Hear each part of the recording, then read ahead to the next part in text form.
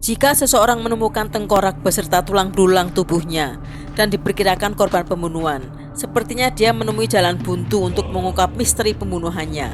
Milik siapakah tengkorak ini dan siapakah pembunuhnya, lalu apa motifnya, sulit untuk diungkap karena sepertinya tidak ada informasi yang bisa didapat dari tengkorak. Namun sebetulnya tengkorak mampu bicara dengan cara memberikan tanda seperti apa wajahnya sewaktu masih hidup, apa warna rambutnya, berkebangsaan apa dia, bagaimana caranya.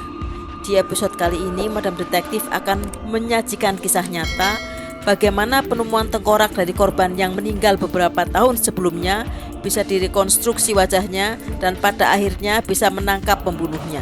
Suatu hari pada musim gugur 1987, seorang pembuat peta yang membuat peta di wilayah Scout Range, Missouri menemukan potongan tengkorak manusia dan beberapa bagian tulang. Namun dia tidak menceritakannya kepada siapapun karena takut. Baru 3 bulan kemudian sebelum kembali ke Finlandia, dia memberitahu supervisornya Tina tengkorak yang dia lihat.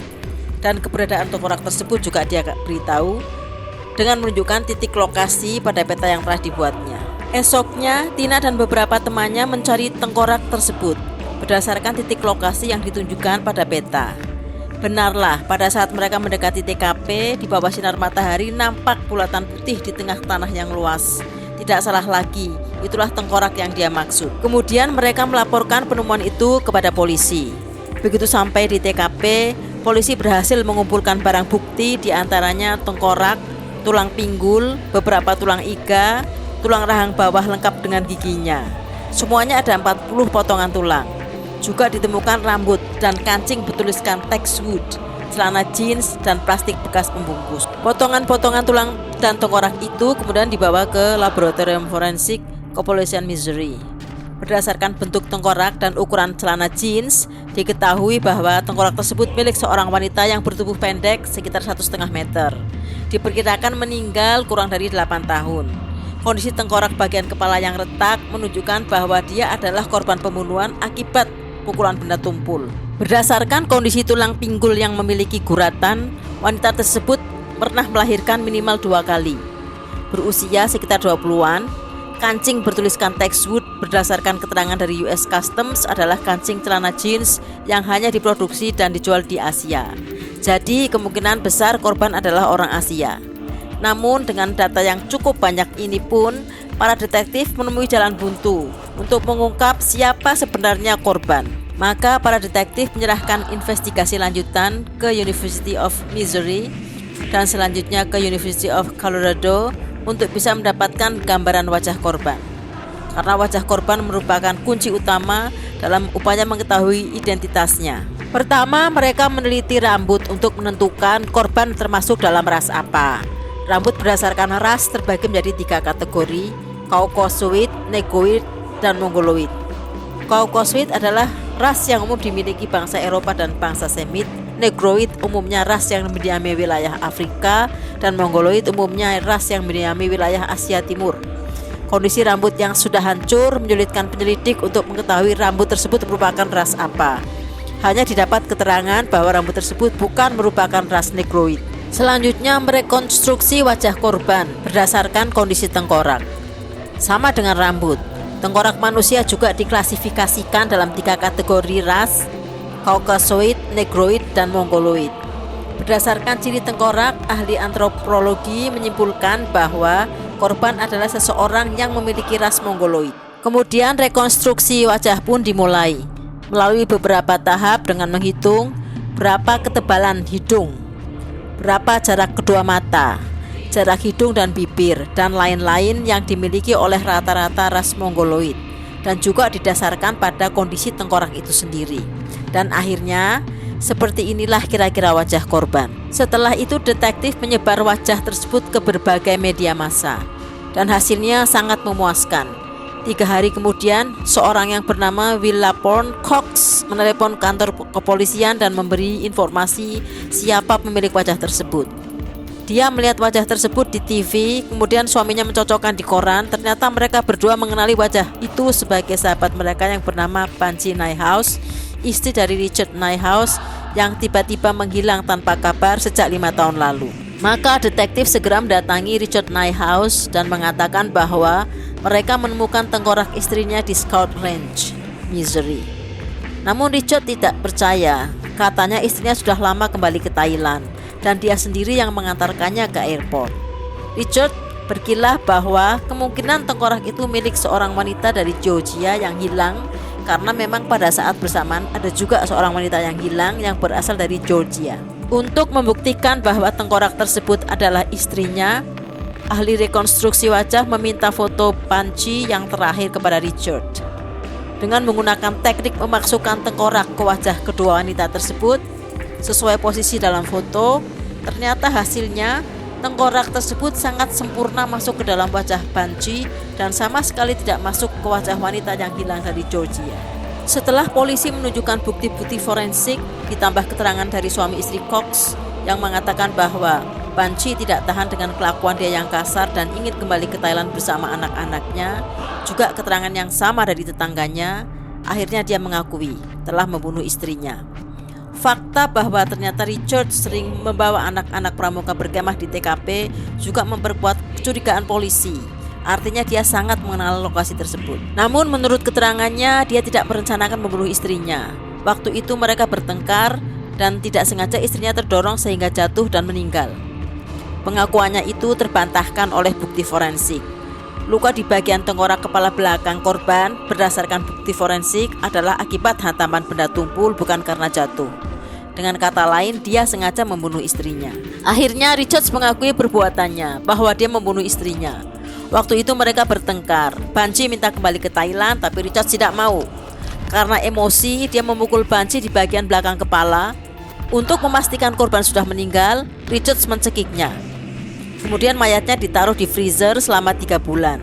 Setelah musim semi, Richards mengambilnya dan menguburnya di Scout Range, Missouri. Namun dia membuat kesalahan saat mengubur mayat istrinya kurang dalam, sehingga tengkorak dan tulang-tulangnya ditemukan. Ini hal yang tidak pernah dia sangka.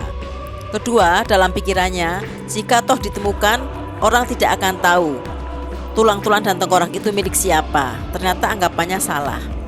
Atas kejahatannya tersebut, Richards dihukum seumur hidup dengan pembebasan bersyarat setelah 50 tahun. Kasus serupa terjadi di Yellow House Canyon, Lubbock, Texas. Suatu hari pada awal 1994, 2 orang anak muda sedang berburu. Salah satu dari mereka menemukan tengkorak dan tulang manusia. Dia tidak mau melaporkannya ke polisi. Namun ketika menceritakan kepada teman satunya, temannya itu langsung melaporkannya ke kepolisian setempat. Beberapa anggota polisi segera meluncur ke TKP. Sesampai di sana, mereka mengumpulkan tengkorak dan tulang belulang tersebut, juga mencari barangkali masih ada lagi di sekitar TKP. Dan benar mereka menemukan beberapa tulang dan beberapa gigi. Kemudian mereka membawanya ke laboratorium forensik untuk diinvestigasi. Menurut staf ahli forensik diketahui bahwa tengkorak tersebut sebagai ras Caucasoid milik seorang wanita kulit putih berusia antara 17-22 tahun. Beberapa bekas tusukan benda tajam yang terlihat pada tulang tengkorak dan beberapa bagian tulang lainnya menandakan korban dibunuh dengan tusukan benda tajam antara 12-15 kali.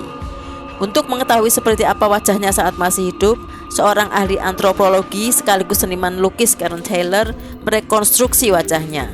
Dengan bantuan komputer, dia menghitung perkiraan jarak kedua mata, bentuk wajah, jarak alis ke mata, ketebalan kulit wajah, dan lain-lain. Setelah selesai, kemudian dia melukis wajah tengkorak tersebut sesuai dengan pengetahuan yang dia miliki sebagai antropolog, dan inilah hasilnya. Detektif segera menyebar sketsa wajah tersebut ke berbagai media massa dan menjadi berita utama. Adalah Beverly Tillery yang setiap pagi melakukan rutinitas membaca koran dan minum teh terkejut ketika melihat sketsa wajah yang dilihatnya di koran. Karena wajah itu tak lain adalah putrinya, Belinda Tillery, yang hilang hampir 2 tahun. Maka dia segera memberitahukannya kepada polisi. Menurut keterangannya, Belinda bekerja sebagai dancer di klub malam. Saat itu dalam keadaan hamil dari hasil hubungannya dengan pacarnya yang bernama Troy Armstrong. Maka detektif segera mencari keberadaan Troy Armstrong. Namun hampir setahun hasilnya nihil. Untungnya mereka berhasil menemukan ex pacarnya, Angela Allen. Dari mulut Angela inilah meluncur pengakuan bahwa Troy Armstrong mengaku telah membunuh Belinda di Yellow House Canyon, Lubbock. Kejadian diawali saat itu Angela yang baru menjadi pacar Troy Armstrong diajak kencan ke diskotik. Tak disangka sewaktu mereka sedang menikmati minuman, Belinda yang kebetulan menjadi dancer di tempat itu mendatangi mereka.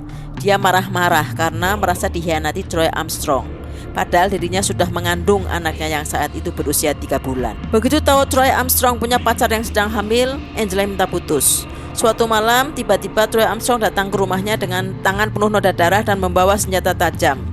Yang mengejutkan Angela, dia mengaku telah membunuh Belinda di Yellow House Canyon dan mayatnya ditinggalkan di sana. Alasannya dia tidak suka dengan kehamilan Belinda, karena gara-gara kehamilan Belinda, Angela minta putus. Modusnya adalah dengan mengajak Belinda camping ke Yellow House Canyon, sampai di sana korban dibunuh. Untuk menemukan Troy Armstrong, Angela menyarankan agar detektif datang ke perusahaan penyewaan truk Watson and Trucking Company. Biasanya Troy Armstrong mendampingi sahabatnya yang menjadi supir truk di sana. Detektif segera meluncur ke sana dengan bantuan manajer. Detektif dibantu untuk segera menangkap Troy Armstrong. Sahabat Armstrong tersebut ternyata sedang membawa truk keluar kota. Untungnya truk itu dilengkapi dengan GPS, sehingga keberadaan Troy Armstrong yang bersama sahabatnya itu bisa dilacak. Dan saat itu posisinya ada di Nebraska.